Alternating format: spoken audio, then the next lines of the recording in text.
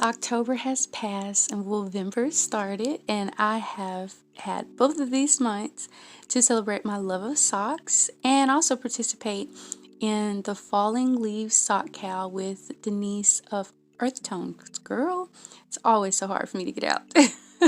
But this is actually my first pair of socks. I'm going to be washing socks today. I made these last year, and well, actually, they're my first pair of fingering weight yarn socks. I'll say that. And for this year, for the male, I actually started with this Barocco sock yarn. They ended up being shorties, but there was plenty for them to be long socks. And then my favorite thus far are the socks that I made. And all of these, well, the first pair of socks is actually from a pattern. That's the Rundle Sock by Deanne Ramsey, which I really liked. But it almost broke me, my love for sock making, because it took me quite some time and I wasn't used to that.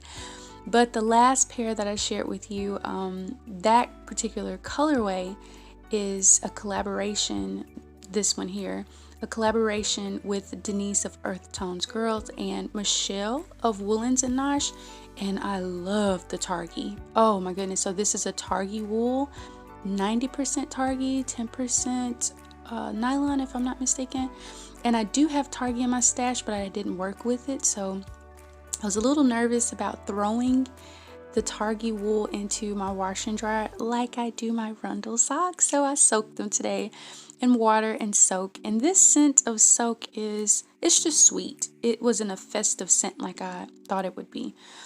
But oh yeah, y'all, I worked really hard on these socks and I was a bit nervous to just throw them in the washer, even though I believe this is a superwash Targhee, and so it shouldn't really felt too much, but I'm being gentle. I'm just giving it a light squeeze and laying it out on towels, and I'll roll these up and step on them to squeeze as much moisture out as possible. And I'm doing all of this one-handed right now while I'm holding the camera, but that's my plan. And I'm hoping to leave them outside. It's a pretty sunny day. I'm hoping to leave them outside so that they can dry in the sun.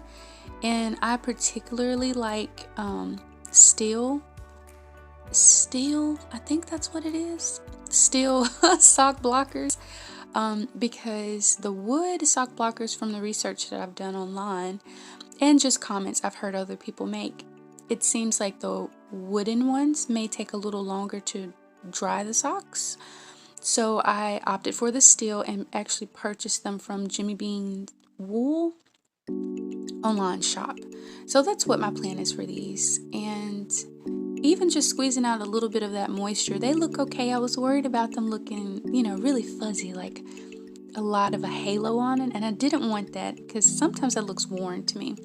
So I've got them up on the stitch blockers, and I think they'll do fine. I think they'll do fine outside. I did not use a pattern for these, only a pattern for the Rundle socks that I mentioned, but this is just a wedge toe and afterthought heel, and all single crochets except in the toe. And so here we go. They look so funny when they're wet, but when they dry they'll look a lot better. Now the other two socks that I showed you, they dried fine, but these for some strange reason did not. So I had to bring them inside, and I have them in my laundry room, hoping that some of the heat from the dryer is going to help them dry a little more. And it's so funny because I can see so many imperfections in these socks where I started to rush them a bit to get them done for the cow, but I'm so happy with them. This colorway is gorgeous, absolutely gorgeous, and all you're seeing are single crochets except in the toe. I like a squishy toe, so those are half double crochets, and I'm so happy with these, so happy. So I'm sure it won't take very long for them to dry. They're partially dry, and the others look great. There's really no change in how they look. But yeah, I'm very, very, very happy to have completed this cowl with 2 pairs of socks, working on another right now, and I'll share those with you when I'm done. There were just simple increases in the gusset, and that's all, you guys. This was such a simple vanilla sock pattern. And I've shared with you before the color choices for the rest of my socks, and I decided to go with the gingerbread. It's scrumptious sock yarn, very plump, and I'm so excited to share these with you guys. Oh, I love my socks. I have finally found my vanilla sock recipe that's perfect for my feet. It is a wedge toe. I particularly like my socks to be a bit squishy, so I'm using a lot of half double crochet, especially around my toe area. I can't believe it. I finally have my perfect vanilla sock recipe that I will make time and time again thanks to this cowl. Oh, love it. And thank you so much for all your likes and comments and encouragement to get me through this cowl. I really appreciate you guys and hope you enjoyed this. See you again in the next one.